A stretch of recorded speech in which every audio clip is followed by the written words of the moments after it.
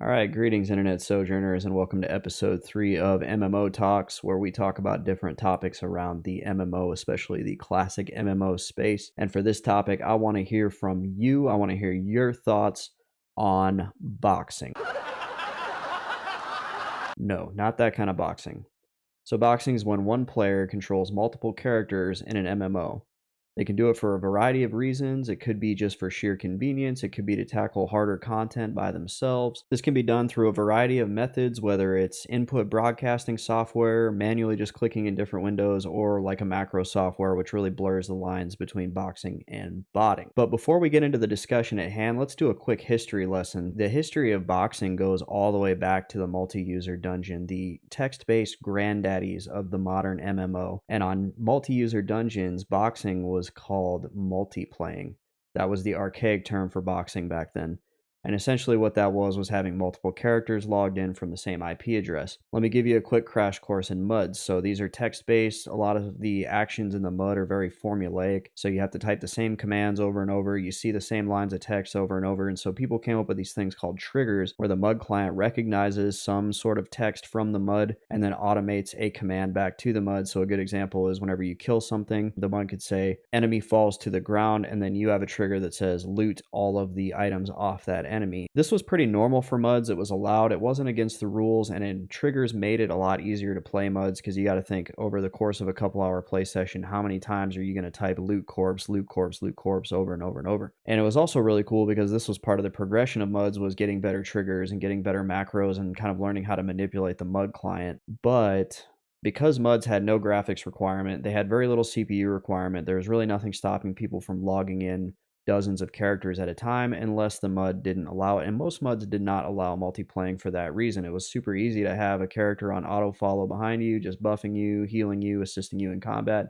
because you could set up those triggers. Fast forward now to classic EverQuest 1999. When EQ came out, one, personal computers were not as common in the home, and two, the personal computers that were in the home were not very powerful, so you didn't see a lot of boxers in the classic era of MMO. And this is precisely why Project 1999, which is emulating the classic server experience, does not allow boxing at all. As computers got more powerful, as things progressed, you started to see more boxers.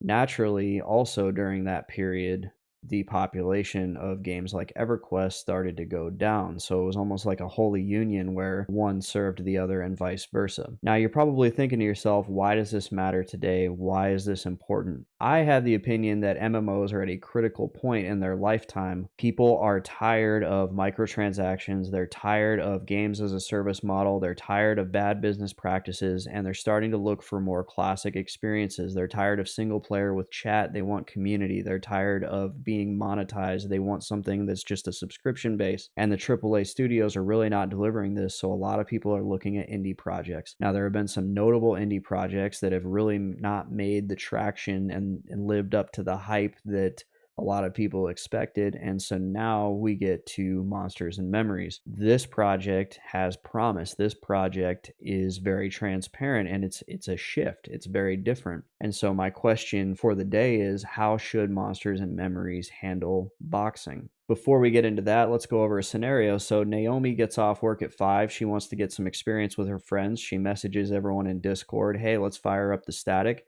And about 45 minutes later, everybody's logged in and ready to go. A druid has to teleport around the world to pick them all up and get them to the dungeon that they're going to camp. Then they spend about, let's say, 15 minutes doing that, and another 20 minutes clearing into the dungeon so that they can get to their camp, and then 10 minutes to buff and med, and they're ready to go. That's an hour and a half. Now let's go to Kevin, who is a 6 boxer. He fires up all of his boxes in about 5 minutes. One of those boxes happens to be a druid, of course, that ports them to the dungeon. That takes another 5 minutes or so, and then about 30 minutes to clear into the spot, and then another 10 minutes or so to meditate and buff, and we're at 45-50 minutes there, so about half the time it took Naomi's group to get into that spot. Let's go back to Naomi's group. Her healer gets wife aggro. He has to leave within 15 minutes of the group starting, so now the druid has to go back out of the dungeon, grab the replacement, not to mention the time that it takes to find a replacement and then get them back in.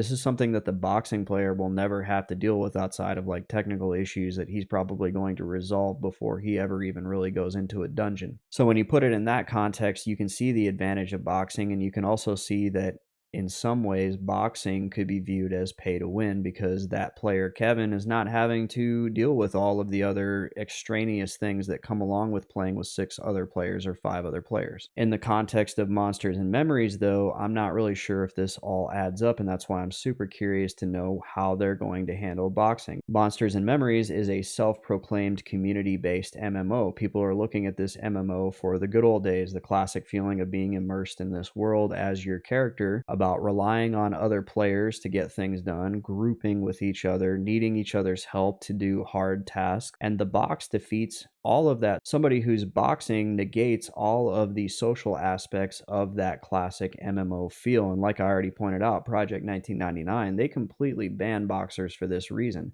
They wanted to have that same feeling that we all had in 1999, 2000, 2001 when EQ was new. So for me, it doesn't really add up for Monsters and Memories to allow boxers to play alongside non-boxers. I don't think they've made any statements yet on one way or another how they're going to handle this, whether it's have a boxing server, have a no-box server, true box servers. Some players are concerned about splitting the player base up among different servers, and that is a valid concern. But what are your guys' thoughts? What do you think? How should Monsters and Memories handle the boxing? Is boxing pay to win?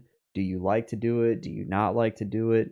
What do you want to see in the upcoming MMO Monsters and Memories, which is showing great promise? And so that's why I'm making this video today, because I think we're all really looking at this as kind of like the savior of the classic MMO after some recent not so good showings on some other indie projects, which will remain nameless. So with that being said, thank you for watching. Let me know your thoughts. This is the MMocracy. Stay classic.